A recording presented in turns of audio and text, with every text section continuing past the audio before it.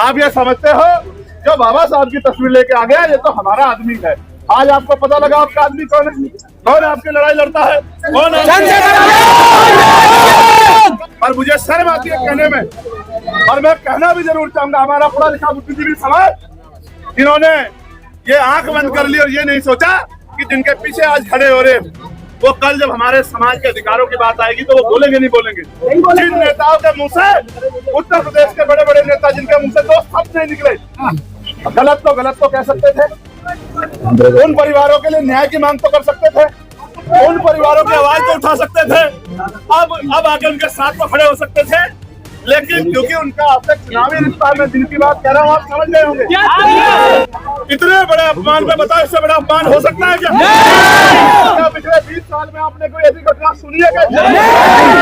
इतनी बड़ी घटना पे जिनके मुंह से दो शब्द नहीं निकले कि भाई इन लोगों ने गलत किया, इन पे कार्रवाई होनी चाहिए, सिर्फ जाति की वजह से कल वो सत्ता में आने के बाद आपके अधिकार दे देंगे? नहीं। ये बाबा साहब की फोटो लेके कोई आ जाएगा, उससे भरोसा मत करना। आपका भरोसा जब तक चंद्रशेखर के साथ है तभी अन्याय करने वालों को सजा मिलेगी। इससे पहले भी घटना बता क्या तो मंत्री जी को नहीं पता या मुख्यमंत्री जी को नहीं पता कि 1 लाख रुपए में आजकल मोटरसाइकिल भी नहीं आती, महंगाई उस तरफ चढ़ गई है, ये भी नहीं पता सरकार को। बिल्कुल। और अगर आज तक हमारे हाथ में होती तो क्या कोई गुंडा ये घटना कर पाता, बताओ पहले। और अगर कर भी देता तो वो गुंडा तो सजा पाता। अड़ोसी पड़ोसी कई जिलों के लोग गुंडे दिल में घुस जाते कि ऐसी घटना नहीं करनी है, चंद्रशेखर छोड़ेगा नहीं।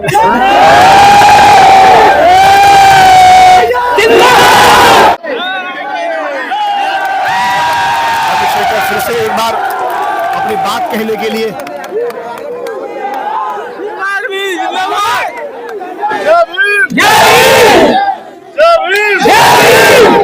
प्यारे साथियों, आज आपको पता है कि इस पीड़ा की घड़ी में हमें आपके साथ अपने उस परिवार के बीच में आना पड़ा है। आने का कारण भी आप लोग जानते हैं। हम लोग यहाँ शादी में शामिल होने के लिए नहीं आए, हम लोग यहाँ सगाई में शामिल होने के लिए नहीं आए। आज हम यहाँ हमारे परिवार का हुआ है और जिस तरह की तकलीफ में हमारा परिवार है उनके दुख को बांटने के लिए और उनको ये विश्वास दिलाने के लिए कि वो अकेले नहीं है, पूरा समाज और हर वो व्यक्ति जिसके अंदर नैतिकता है, जो न्याय को मानता है, जो इंसानियत के धर्म को मानता है, वो सब लोग उनके साथ हैं। यही संदेश देने के लिए आज हम सब लोग यहाँ आए। प्यारे साथियों, ये ताली बजाने का विषय नहीं है, क्योंकि आप देखो आज मैंने घटना को जाना, जब मैंने घटना को जाना तो मुझे एहसास हुआ कि वो परिवार क्या भुगत रहा है। मैं उन बेटियों से मिला, वो बेटियां खाना नहीं खा रही है, वो पानी तक नहीं है, उनकी माँ और उनके पिता उनके आगे हाथ जोड़ रहे हैं, वो बच्चियां आंसू रो रही है। वो आंसू तो देखने में पानी के हैं, लेकिन उन आंखों से खून बह रहा है, क्योंकि जिन आंखों में सपने थे बड़े बड़े, आज उन सपनों को कुछ गुंडों ने गुंडागर्दी के जरिए उन सपनों को चकनाचूर कर दिया। मुझे और आज सबको यहाँ पहुँचने में पीड़ा है, लेकिन मैं ये सोचता हूँ कि आज ये परिवार हम सबकी तरफ देख रहा है कि हम लोग उनका साथ देंगे, तो साथ में आने जाने से नहीं होता, वो साथ हमें उनका हाथ पकड़ के और कंधे में कंधा मिला के उनका देना। जब वो अपनी शादी की तारीख रखेंगे तो हमें उस शादी में शामिल होना है, सहयोग भी करना है। सहयोग इसलिए करना है कि उनका बहुत बड़ा नुकसान भी हुआ। आपने देखा एक पिता अपनी तरफ से लोन लेके अपनी बेटियों के हाथ में देखो, पूरा खाना बना हुआ, पूरी मिठाई बनी हुई, पूरा सामान तैयार और सब कमन दो भाई मेरे। जिन गुंडों की वजह से हुआ वो गुंडे गिरफ्तार तो हो गए हैं, लेकिन जब तक उनको सजा नहीं मिलेगी हम लोग चैन से बैठने वाले नहीं हैं।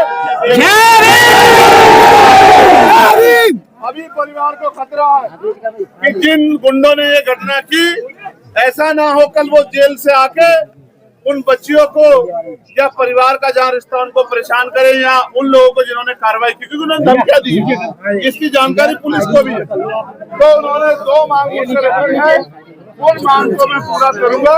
इस बात से मैं आपको विश्वास दिलाता हूं। इनकी मांग ये है, पहली तो उनको वो भय के साए में है। हालांकि मैं मानता हूं कि किसी भी जाति में सब लोग बुरे नहीं होते, कुछ ही लोग ऐसे गुंडा तत्व होते हैं जो गांव के संस्कार और बहन बेटियों के सम्मान की परवाह नहीं करते। मैं मानता हूं हर जाति में ऐसे आदमी बहुत बड़ी संख्या में नहीं। अगर सब लोग इतने अन्यायी हो जाएंगे, सब लोग इतने अत्याचारी हो जाएंगे, तो फिर ये प्रकृति जो है, ये जो सृष्टि है, दुनिया चल ही नहीं पाएगी। इसलिए मैं मानता हूँ कि उनकी संख्या कम है, लेकिन मुझे दुख इस बात का है कि उनके परिवार ने उनको अच्छे संस्कार नहीं दिए। गांव की बेटी बहन ही होती है, और उनकी लड़ाई अगर कुछ भी थी तो वो परिवार के पुरुष लोगों से लड़ लेते। उन बच्चियों को पीटना नहीं चाहिए था, उनका अपमान नहीं करना चाहिए था, उनके रिश्तेदारों को और बरातियों को नहीं पीटना चाहिए था। ये मानते हैं कि बरात तो मेहमान तो भगवान होता है, लेकिन उन्होंने तो पता नहीं कहाँ के संस्कार उनमें है। तो मैं इसकी वजह से पूरे समाज को गलत नहीं मानता। मैं मानता हूँ चंद लोग बुरे हैं, उन्होंने अपराध किया, उनको सजा मिलेगी। लेकिन यहाँ आप लोगों को भी समझना है, मैं कभी कभी आपकी तरफ भी देखता हूँ, कोई भी बाबा साहब की तस्वीर लेके आ जाता है, आप उसको अपना मान के उसके पीछे पीछे चल पड़ते हैं। आप ये समझते हो जो बाबा साहब की तस्वीर लेके आ गया ये तो हमारा आदमी है। आज आपको पता लगा आपका आदमी कौन है, कौन आपकी लड़ाई लड़ता है, कौन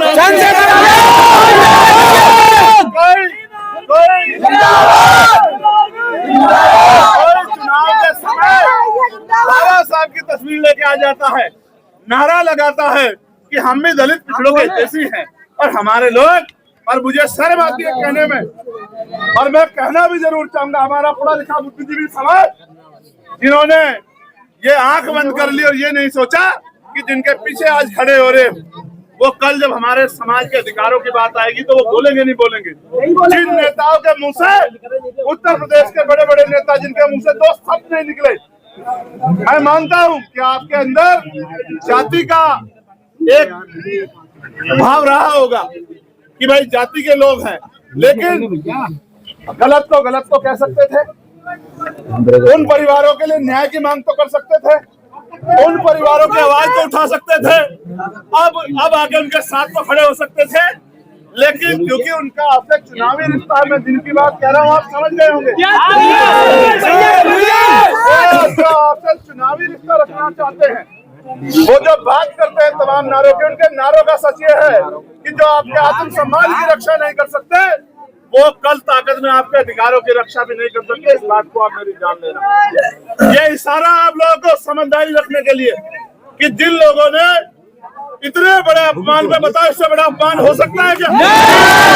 क्या पिछले 20 साल में आपने कोई ऐसी घटना सुनी है क्या? इतनी बड़ी घटना पे जिनके मुंह से 2 शब्द नहीं निकले कि भाई इन लोगों ने गलत किया, इन पे कार्रवाई होनी चाहिए, सिर्फ जाति की वजह से कल वो सत्ता में आने के बाद आपके अधिकार दे देंगे? चंद्रशेखर भैया, चंद्रशेखर भैया, मैं इसलिए समझा रहा हूँ कि आपको अपनी लड़ाई स्वयं लड़नी पड़ेगी, या फिर आपके लिए मरने के लिए ही हमारे आजाद समाज पार्टी के लोग खड़े हैं। आप इस बात को याद रखना, ये बाबा साहब की फोटो लेके कोई आ जाएगा उस पर भरोसा मत करना। आपका भरोसा जब तक चंद्रशेखर के साथ है तभी अन्याय करने वालों को सजा मिलेगी। इससे पहले भी घटना बता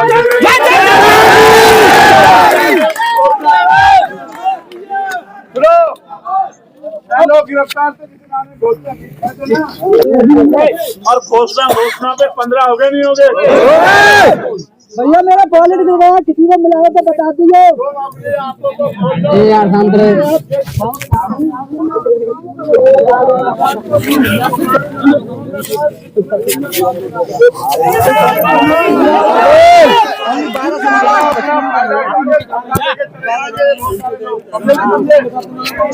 मीडिया के माध्यम से कहना चाहता हूँ कि प्रशासन को इस परिवार की सुन लेनी चाहिए, कैसे सुनिश्चित हो पहली बात, और इनको सुरक्षा के लिए लाइसेंस दिया जाए।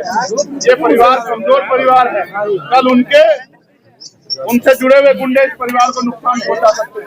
तो इस परिवार की सुरक्षा का ध्यान रखने की जिम्मेदारी प्रशासन की है, सरकार की है।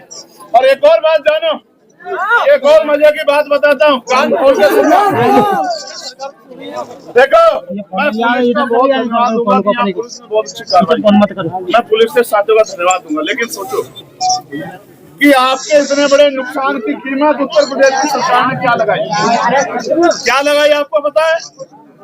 1 लाख रुपए, ऐसा ही मैंने सुना कि मंत्री जी घोषणा करके गए 1 लाख रुपए। आप मुझे बताओ, क्या तो मंत्री जी को नहीं पता या मुख्यमंत्री जी को नहीं पता कि 1 लाख रुपए में आजकल मोटरसाइकिल भी नहीं आती, महंगाई उस तरफ चढ़ गई है, ये भी नहीं पता सरकार को। बिल्कुल 12-13 साल से 10-11 साल से तो सेंटर में भाजपा के लोग और 6-7वें साल से उत्तर प्रदेश में है, और इनको ये नहीं पता कि महंगाई कहाँ होगी है। 2 बच्चों की शादी के लिए 2 लाख रुपए की मदद। किसी की नेता की गाय भाग जाती तो उसको 2 लाख रुपए का मुआवजा दे देते, पूरा प्रशासन लगा देते। और आपकी कीमत क्या लगाते हैं? और अपने दिमाग को सुनो, क्या कीमत लगाई तुम्हारी बताओ? क्या था 2 लाख रुपए में एक मकान नहीं बनता, 2 लाख रुपए में गाड़ी नहीं, 2 लाख रुपए ये तुम्हारी हैसियत लगाई भाजपा की सरकार ने। 2 लाख रुपये आ रही है। और अगर आज ताकत हमारे हाथ में होती तो क्या कर गुंडा ये इकट्ठा कर पाता, बताओ पहले? और अगर कर भी देता तो वो गुंडा तो सजा पाता। अड़ोसी पड़ोसी कई जिलों के लोग गुंडे दिल में घुस जाते कि ऐसी घटना नहीं करनी है, चंद्रशेखर छोड़ेगा नहीं। 25-25 लाख रुपए का मुआवजा इन परिवार को दिया जाता और इनकी सुरक्षा पहले दिन सुनिश्चित की जाती और इनको एक 5 एकड़ का पट्टा दिया जाता कि भाई आप अपने आप को अकेला मत समझना, सरकार आपके साथ खड़ी। लेकिन क्या करें, गूंगी बहरी सरकार आपकी कीमत लगाती है 1 लाख रुपए। सुनो, कितनी कीमत लगाई? जोर से बताओ। भैंस की कीमत भी, भैंस भी 1 लाख रुपए से महंगी आती है।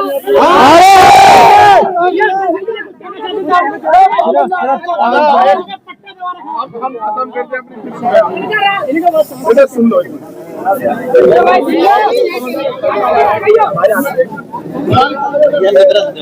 अब आगे आ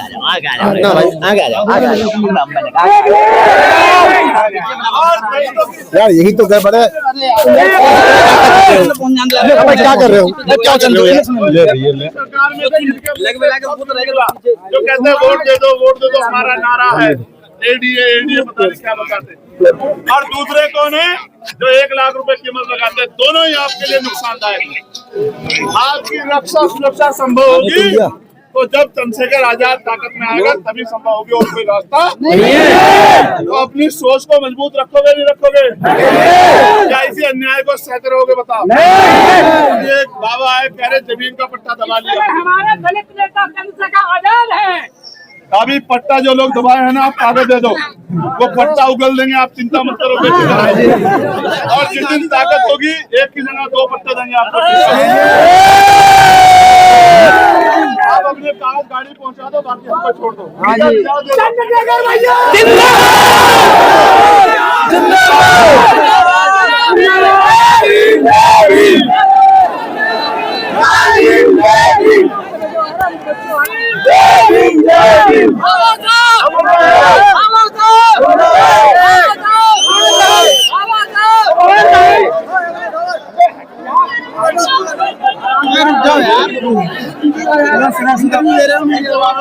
भाई तुम तो हट जाओ पीछे यार, मीडिया को भी आने दे रहे यार, इतना बुरा हाल कर रखा है तुम लोगों ने। हटियो हटियो हटो हटो हटो हटो हटो हटो हटियो।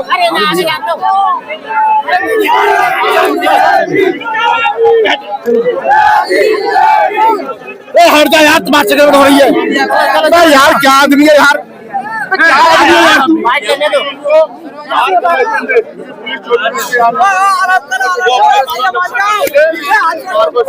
संस्कार करनी चाहिए।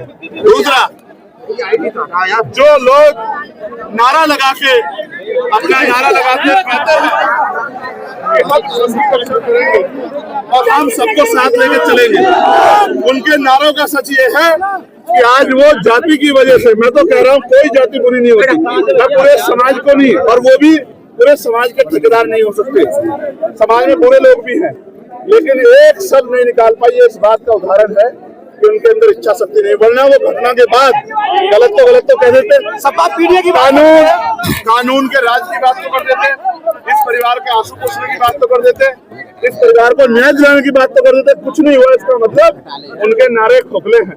और सरकार ने क्या किया, 1 लाख रुपए, 1 लाख रुपए में भैंस नहीं आती, मुख्यमंत्री को नहीं पता 1 लाख रुपए में मोटरसाइकिल भी आज नहीं आती। ये मजाक उड़ाने जैसा है। मुझे इस बात की तकलीफ है कि सरकार ने हमारी पीड़ा को नहीं समझा। मैं मांग करता हूँ कि 25-25 लाख रुपए का मुआवजा इस परिवार को दे, अपना सब कुछ दांव पे लगा कर अपने सम्मान की रक्षा और उन बेटों का सम्मान से जो विवाह करना था। जो इस कानून व्यवस्था का जो बुरा हाल है, जो सरकार की वजह से, जिसके कारण मुझे